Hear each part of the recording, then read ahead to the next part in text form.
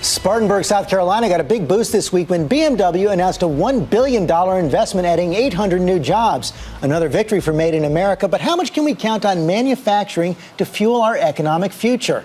Our experts analyze that key question after this report from World News Weekend anchor David Muir. We first began asking the question 3 years ago. Does anyone in America check the labels anymore? Made in China. I know you're sure. That eye-opening number after World War II, the 50s and 60s, fewer than 1 in 10 products bought in this country were actually made outside the U.S.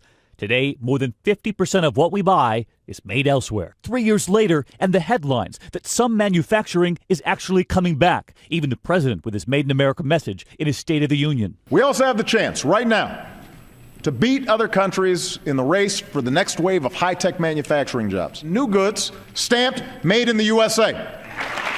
But this morning, a reality check. Are manufacturing jobs coming back? We were the first taken inside this factory making computers in America again. These are desktops. The computer maker Lenovo, now with a factory near Raleigh. So you're making computers Oh, yes. that had been made in China. Uh-huh. Now they're being made here. Oh, yeah. Did you think you'd see the day? No. Then there's Curtis Richardson. His computer job had been outsourced. Yeah, back in the job. Now he's quality control, making sure there's sound coming from that computer. Music to your ears. Music to my ears. Why bring jobs back? Lenovo telling us what many companies are now saying, that once you factor in growing wages in China and fuel costs to ship products back to America, it now makes economic sense to bring some manufacturing back. A lot of people argue that the jobs lost in the 80s and 90s will never come back. Well, we're seeing different jobs now, more highly skilled jobs. Some of those jobs being created at Apple. CEO Tim Cook recently announcing in a tweet, we've begun manufacturing the Mac Pro in Austin, Texas. How big of a deal is that to you? It's a big deal, but we think we can do more. We also announced a huge investment in Arizona. We haven't said what it's for. Is it the sapphire glass? It's the sapphire announcement, and that's sort of all I'll say about it. When does that glass come off the line? I can't tell you that. For bigger iPhone screens? I can't tell you that either. An iWatch? For Ring. You heard it here first. And one more sign of high-tech jobs coming back. South of Los Angeles, we arrived at SpaceX, where their flight plan is entirely made in America. They've already been hired by NASA to send supplies to the International Space Station. And this right here? This is the Dragon capsule. And I think the windows are very telling, aren't they? The window. Yes. Because they don't just want to send supplies, they want to be the ones who send American astronauts back into space again. Right now, this is the only capsule actually made in America, making that trip to the International Space Station. And come on, and I'll give you an idea of the scope of space inside. This is actually where they put the supplies and equipment for scientific research. 3,700 workers at SpaceX, more than 4,000 by year's end, they say. And when that next capsule takes off within days, it will not only be mission accomplished, it'll be made in America. Made in America. For this week, I'm David Muir in Hawthorne, California. And let's dig into this now with our experts, Stephen Rattner, the former head of President Obama's Auto Task Force, and Zachary Karabel, author of The Leading Indicators, a short history of the numbers that rule our world. Welcome to you both. And Steve, let me start with you first. You worked hard to preserve manufacturing jobs on that Auto Task Force, but you also have written that we have to get real about the renaissance in American manufacturing. What do you mean by that? George, when I served on the Auto Task Force, it was a real eye-opener for me. I had not spent a lot of time in the manufacturing sector.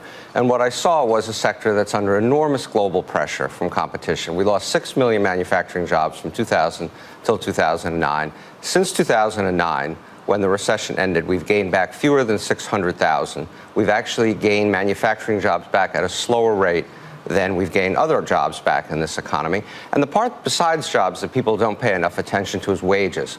A lot of those jobs that are coming back at much lower wages than the jobs we've lost. In autos, the old line manufacturing workers got $28 an hour in cash wages plus benefits.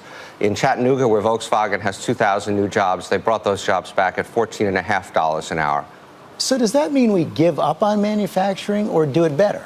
There's a real interesting problem today, which is that we could have a manufacturing revival of sorts, meaning we could have really high-tech factories producing lots of stuff without creating lots of jobs. So, in the segment that introduced this, 800 jobs in that BMW plant that opened. That same plant, had it opened 30, 40 years ago, certainly would have been 3,000, 4,000 jobs. They would have been higher paying, too, in adjusted wages.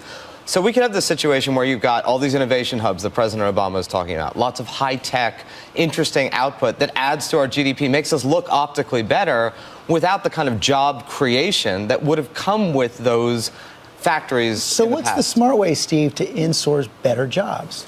I think you have to, again, be realistic about what the future of our economy is going to be.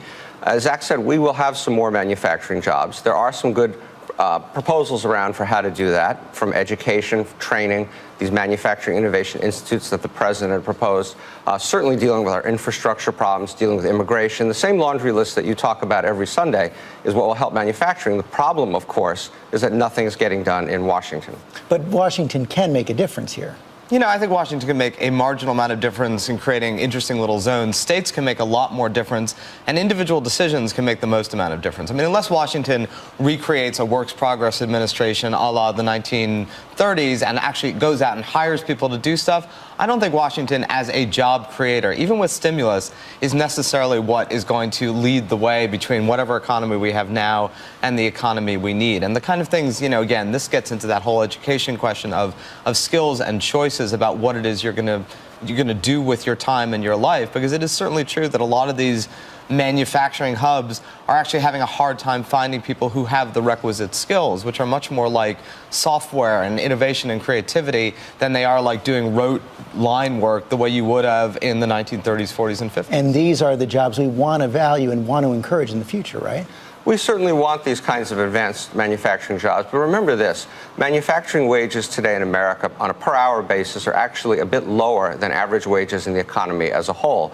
And what I mean by that is there are lots of really good, high-paying jobs in sectors like education, like IT, like healthcare, service sectors that are not just entry-level jobs, but really high-paying jobs, and this is our competitive advantage. And so I'm not saying we should tilt one way or the other, but a lot of these ideas for how to stimulate manufacturing, special tax rates and all this kind of stuff, I think is a mistake. Although, I mean, it is true that some of these higher-end manufacturing jobs at $15, $16, $20 an hour are certainly better than, you know, the entry-level Walmart job or the entry-level McDonald's job, a lot of which are the jobs that are currently being created. I mean, those are not good wage jobs. And that is the last word today. Thank you both very much.